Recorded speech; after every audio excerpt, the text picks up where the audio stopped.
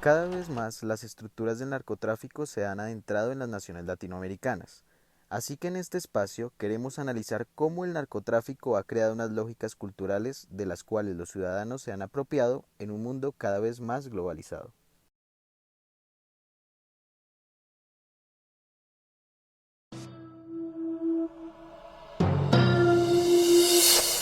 Oye, en la Vallarta está el Gocalde con DJ Joe. Metiéndole cabrón, oye, esto es para ustedes, para que se lo gocen. Tengo calderón para que retocen. Vuelvo a nuevo, me siento al día en la mía, mami. Ya ando bien perfumado y la paca. El reggaetón es un género que nace alrededor del final de los años 80, como fenómeno underground de los barrios marginados de Puerto Rico y Panamá. Aunque como gran parte de los géneros musicales, no hay una precisa ubicación geográfica de su nacimiento, llegando a ser en 2006 el género latino más vendido en el mundo. En los inicios del género era considerada una variante del reggae jamaiquino y del rap hispano. Sin embargo, cuando se le añade el dembow, se le agrega el ritmo más repetitivo del reggaetón que le da la base a su estructura. Respecto al origen del género, algunos plantean que esta música surgió al acelerar el ritmo de los discos que llevaron los jamaiquinos que construyeron el Canal de Panamá, con el objetivo de hacer la música más bailable. Mientras tanto, en Puerto Rico, Luis Armando Lozada Cruz, más conocido como Vico C o el filósofo del rap, era uno de los primeros en cantar rap en castellano. Es considerado por muchos el padre del reggaetón.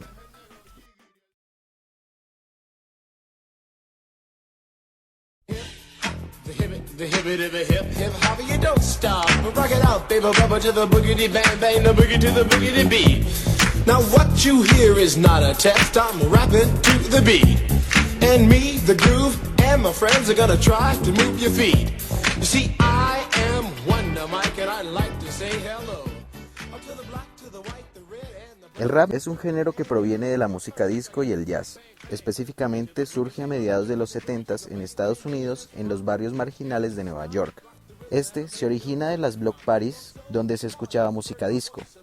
Es aquí cuando los DJs se dieron cuenta que repitiendo la mejor parte de las canciones, la gente parecía emocionarse más, lo cual le daría base a este género, pero el cual se terminaría de consolidar gracias a los maestros de ceremonias, MC, encargados de animar las fiestas a través del habla con ritmo o el hablado en rima. El rap nace de la fiesta, pero se terminaría desplazando a enfoques más críticos sobre la realidad en la cual los artistas estaban inmersos.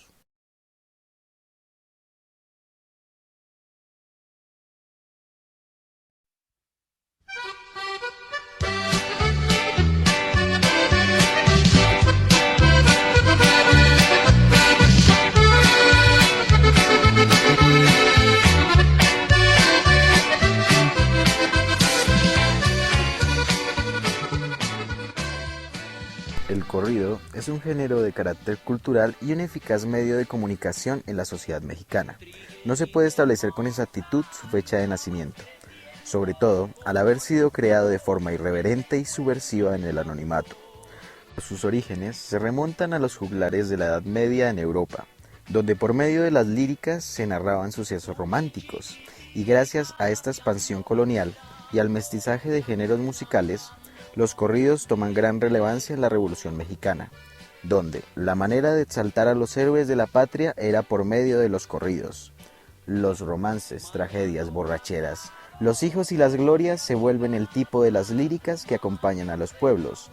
Uno de sus grandes exponentes fue Pancho Villa, y si han escuchado esta canción... La cucaracha ya no puede caminar porque le falta, porque no tiene marihuana que fumar. Han escuchado todo este tiempo uno de los corridos más emblemáticos de la historia. Sigamos. ¿Pero qué tienen que ver estos tres géneros en común? El narcotráfico.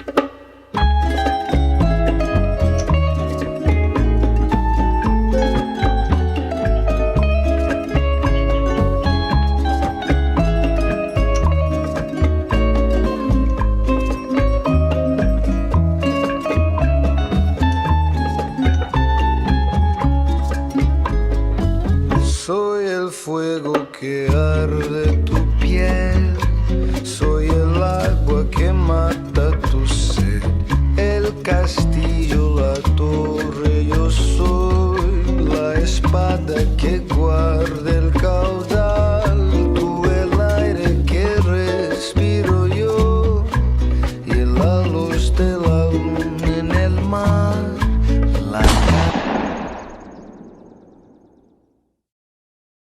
Por un lado, el reggaetón es visto en los múltiples videoclips de las canciones de reggaetón. Estos suelen ser contextualizados en escenarios tales como grandes mansiones llenas de lujos, yates privados, discotecas con toda la variedad de cócteles y con todo lo necesario para divertirse.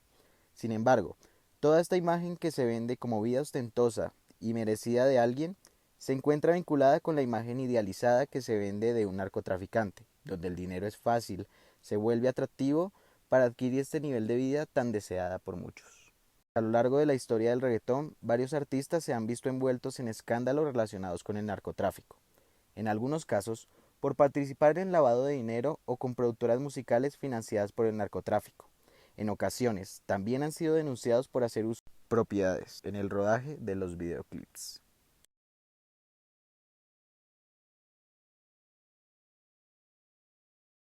En cuanto al rap, este siempre tuvo en su esencia una crítica a la sociedad, específicamente en la cual estaba sumergido el artista, visibilizando un entorno repleto de desigualdad, robos, microtráfico, pandillismo y la constante de una vida difícil.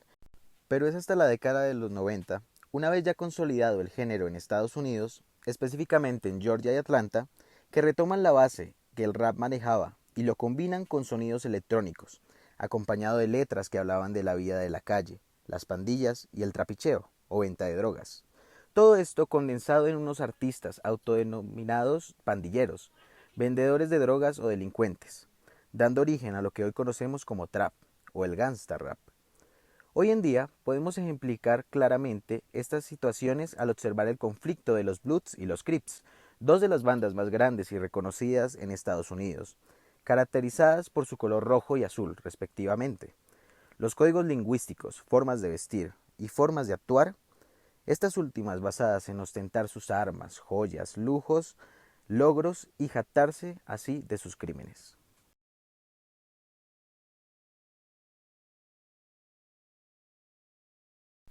El corrido. Un poco más adelante en la línea del tiempo, más específicamente en los años 70, se moldea la cultura del narcotráfico, expresiones que nacen de la misma sociedad. En Sinaloa, se percataron que la tierra de este estado era óptima para el opio. Después de este fenómeno y el narcotráfico con países vecinos, surgen nuevas anécdotas con nuevos personajes y héroes, generándose una subcultura mejor conocida como narcocultura. Debido a la narcocultura, dicho género musical es considerado un himno para las bandas delincuenciales.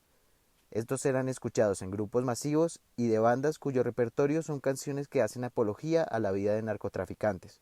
Claro, sin mencionar que costó 121.000 muertes. En la cúspide del poder y el dominio de los capos que orquestaba sus carteles, surgen nuevas figuras las cuales necesitaban ser representadas en este peldaño más de dicho género musical. Después de un par de años en dicha guerra, tomaría un giro más este género musical, sumergiéndose en una matriz más cruda, en esta corriente también conocida como corridos alterados. Se torna más gráfico, dando aceptación a la cruda realidad narco versus gobierno, narco versus narco, narcos versus pueblo. Pero claro, cabe mencionar que en los narcocorridos nunca mencionarán o aceptarán el lado oscuro de este fenómeno, o tendrían que aceptar que extorsionan y matan a su propia gente. La responsabilidad y respuesta de todo este fenómeno reside entre nosotros. El fenómeno que explica la relación entre la música y el uso, legitimación y aceptación de las drogas, además de un estilo de vida criminal, es la narcocultura. Pero, ¿qué es la narcocultura? Tal vez podríamos describirla dentro del capitalismo gore, un término de la mexicana Sillac Valencia, donde el exceso y la violencia se hacen negocios rentables para las economías de frontera. De esa forma, podemos observar la ostentación, la violencia, el lujo, el consumo desmedido y la demostración del poder como prácticas culturales, consecuencia de un sistema económico basado en la competencia individual y la acumulación de capital, mismas que vemos reflejadas entre los diferentes géneros musicales abordados. Es así que tomamos a la narcocultura como una práctica cultural y una forma de producción de mercancías. No obstante, para comprender la narcocultura es necesario ilustrar los conceptos que a ésta la integran. En primer lugar tenemos a las representaciones culturales. Este concepto es abordado desde el sociólogo jamaiquino Stuart Hall, quien ha llegado a ocupar un nuevo e importante lugar en el estudio de la cultura. Este establece que la representación conecta el sentido al lenguaje y a la cultura. Pero, ¿esto qué quiere decir? Según Hall, representación significa usar el lenguaje para decir algo con sentido o para representar de manera significativa el mundo a otras personas. La representación es entonces una parte esencial del proceso mediante el cual se produce el sentido de las cosas y el cual se intercambia entre los miembros de una cultura, implicando a su paso el uso del lenguaje, de los signos y las imágenes que representan cosas.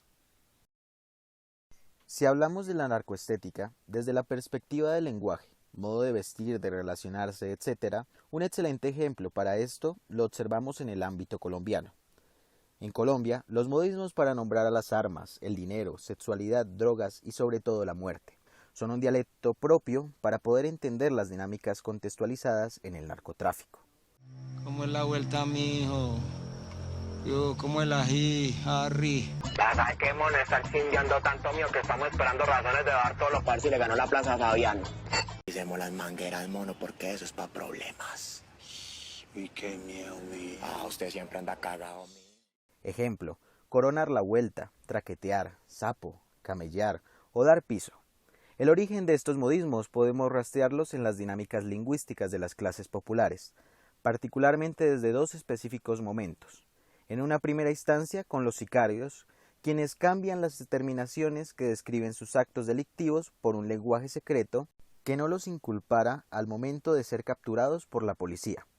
Como segundo momento, todas estas expresiones terminaron por ser adaptadas por los traficantes, contrabandistas y mercenarios de más alto nivel, quienes siendo endiosados y heroificados se convierten en un ejemplo de superación para los jóvenes, mismos quienes posteriormente replicarán estas expresiones y acciones dentro de su cotidianidad. Una de las expresiones que pueden detallar y analizar bajo los códigos éticos y morales que estos manejan son «no sea faltón» o «nada de visajes». Expresiones que denotan la lealtad y el sacrificio de la vida, integridad o libertad propia para no quedar como un faltón. Otra forma de detallar a la narcocultura y su fuerte vinculación con el capitalismo gore es en la perspectiva de la vestimenta, específicamente con la cultura campesina, caracterizada por la ganadería, el gusto por caballos de alta gama, los machetes, el machismo, la finca, etc. Lo que asimismo deriva unas formas particulares de vestir, ponchos, carrieles, alpargatas, botas de cuero, armas, entre otras. Esta estética rural se ve fuertemente afectada dentro del espacio urbano, donde era necesario ser ostentoso, vistoso y lujoso. Una lógica que viene en sintonía con los estándares del nuevo rico de ciudad, caracterizada por camionetas, último modelo, prendas de diseñador, joyas y accesorios de lujo. Dicho de otra forma, el nuevo rico hace lo mismo que los millonarios hegemónicos, pero más grande, rápido y mejor. Pero entonces, ¿de dónde viene la lógica del exceso? Esta lógica no es más que el resultado del propio capitalismo salvaje, del consumismo y poder adquisitivo como determinante para tener un estatus social elevado. A este aspecto de la narcocultura lo podemos vincular con el narcochic. Estos son los valores estéticos establecidos y legitimados por el comercio global a través de la popularización y romantización de los jefes de los carteles. Véase la popularidad desmedida de Pablo Escobar a través del mundo, como una sombra que parece nunca desaparecer.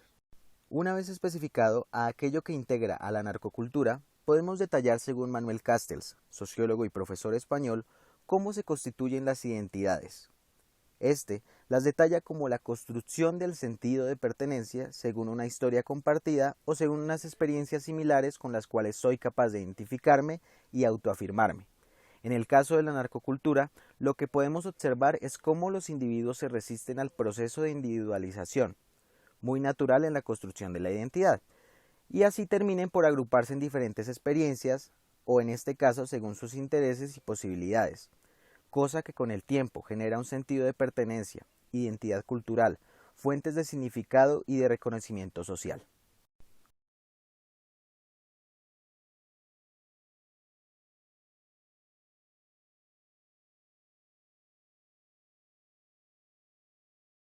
Magali Sánchez y Aibés Pedrazzini postulan que estas lógicas identitarias configuran un estilo de vida que determinan la cultura de la urgencia, una cultura caracterizada por el fin inmediato de la vida, no de su negación, sino de su celebración.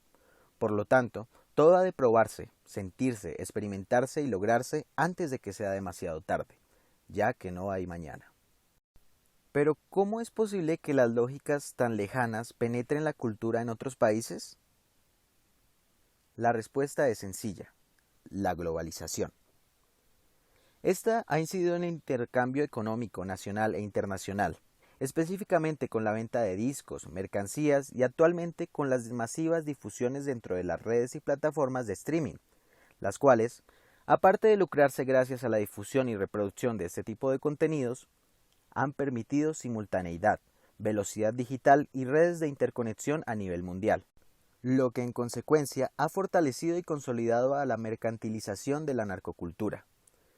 Pero en este específico caso hay algo más que contemplar: la mundialización, o esa apropiación cultural que se ha dado de lo narco en diferentes países, afectando las culturas e identidades nacionales, promovido, como mencionamos anteriormente, por las plataformas y redes que difunden, reproducen y validan a la narcocultura. Ejemplo: la exaltación de personajes perjudiciales, corruptos y su relación con el narcotráfico, que incorpora una simbología, imaginarios y códigos estéticos desbordados que atraen principalmente a los jóvenes.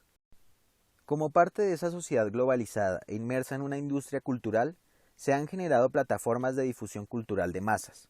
En este caso particular nos interesan las relacionadas con plataformas de streaming de música.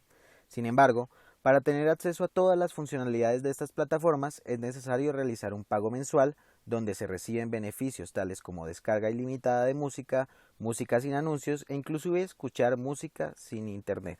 Las plataformas que aquí se desean analizar, tanto por su gran reconocimiento como por su fácil acceso, son Spotify, Deezer y YouTube, las cuales tienen presencia alrededor del mundo, tienen un fácil acceso y cuentan con diversidad de géneros. Según cifras del 2021, tomadas de la página oficial de Spotify, en el top 5 de países latinoamericanos que escuchan más reggaetón se encuentran México, Chile, Argentina, Perú y Colombia, en complemento de Estados Unidos, país donde hay una alta reproducción de estos contenidos. Por otro lado, el rango de edad de la población que se escucha este género se encuentra entre los 18 y 24 años. Y como dato adicional, en el año 2020, solo en la plataforma de Spotify hubo una reproducción de 3.600 millones de horas de reproducciones de reggaetón en el mundo.